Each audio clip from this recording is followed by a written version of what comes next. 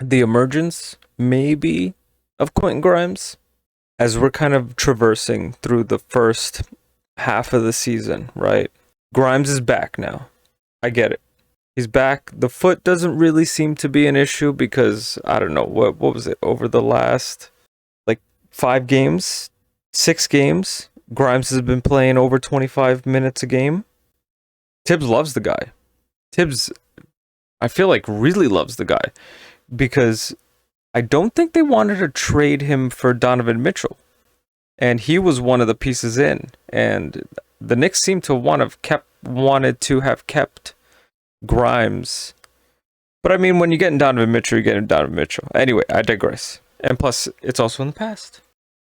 So the emergence, maybe, of Quentin Grimes. Here's the one thing that I'm kind of noticing. Even though slowly he's kind of been coming back, and really, he's only been active for about 2 handful of games. But in this little stretch from, I think it's game 7 to 11, now that he's kind of gotten his feet wet, no pun intended, because of the sore foot thing that was going on. I mean, the one thing I've noticed that's a little bit different is that his rebounds have gotten better.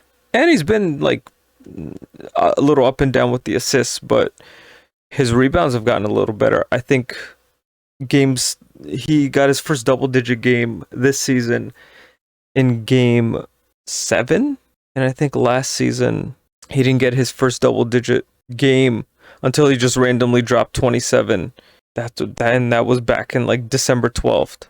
So I guess on par, but he was out for a bunch of games. But I'm noticing something. Well, Tibbs loves the guy. Tibbs really enjoys Grimes. Now with Fournier out of the starting lineup and with Grimes in, I'm wondering what his kind of progression will be. So he's got 2 double-digit games as of the recording of this video in his bag. I want to see, he might wind up finishing the season with what, like 9 points, maybe even a bit more, maybe even crack double digits. But I feel like a player like IQ and Obi would be able to kind of see. That's the kind of little issue with the Knicks, is that they're slightly oversaturated with their type of players. You know what I'm saying? So I don't know, at some point a trade might occur. But anyway, I digress.